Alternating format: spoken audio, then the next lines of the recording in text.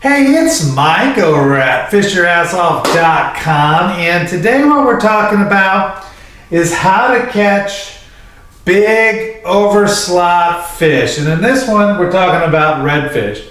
Now, these are above the slot fish. I'm talking 28, 30-inch redfish, or even bigger, big fish. Because the big redfish act very differently than the little redfish. And they're usually not together. So if you're catching a bunch of reds, little redfish, you're probably not going to catch any big ones. The big ones like to hang out with other big ones. The little ones hang out with little ones. That just seems to be the way it works. So let's just cover some different scenarios on catching those big, huge redfish.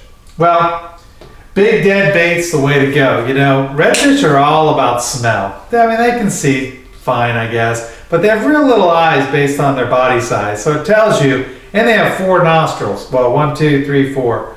Yeah, 4 nostrils, two pairs. Yeah, 4 nostrils. So you can tell that they're kind of like a catfish. They're just kind of smelling their way around the world. They're okay with dark, murky water. Doesn't bother them, but smell is really what gets them. So dead bait is what's going to catch you your biggest redfish. Now, a great way to fish any scenario is to find some sort of current.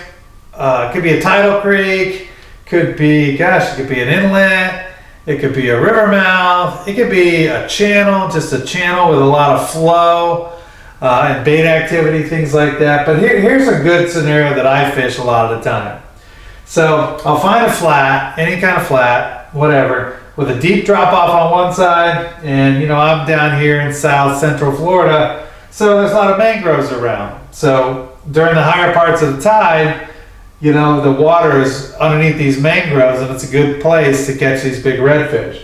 So if I'm parked here, for instance, I'll have a line in the deep stuff, and I'll have a line right at the mangroves or even underneath the mangroves, and just wait for the big, huge redfish to swim by as the tide moves in or out, whichever is going on. So you just let them smell their way to your bait, in other words, instead of using a live bait.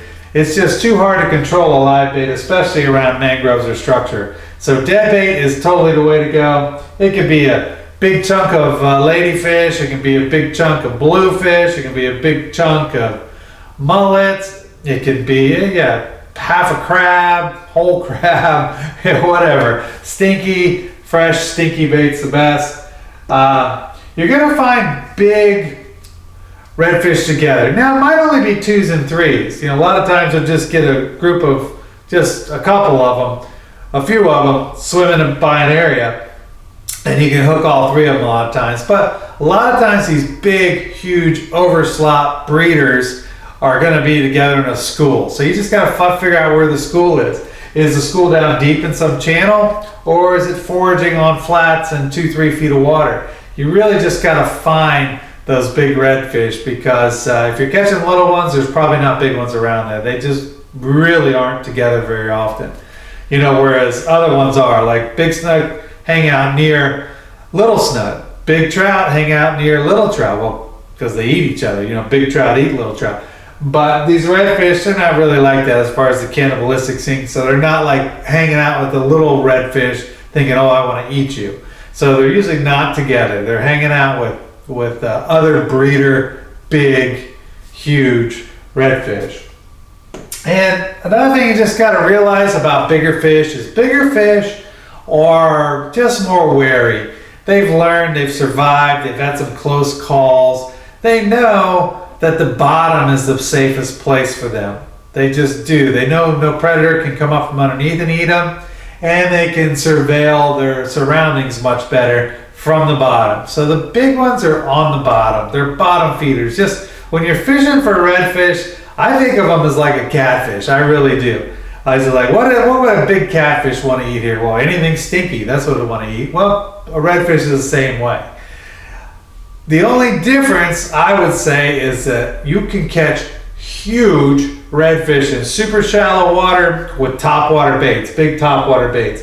They love to hit like a mullet, a walk the dog type of lure in really shallow water. So That's the one exception. You know, it's not, you're not going to catch too many catfish on a walk the dog base, say Super Spook or one of those big top waters, but you can catch big redfish. I love it when it's super shallow water that I'm fishing, when a jig is going to get hung up on the bottom or the grass or whatever, and it's maybe not enough for a suspending type bait. It's the top water is really the way to go. You can catch some big redfish on top water in real shallow water. Top water lures in super skinny water, I guess is what I'm saying. So that's going to be your best way to catch these big redfish. Dead bait on the bottom, away from the little ones, I guess is what I'm saying. So hope this helps. Hope you catch a lot more redfish, and thanks for watching. See you next time. All right. Bye-bye.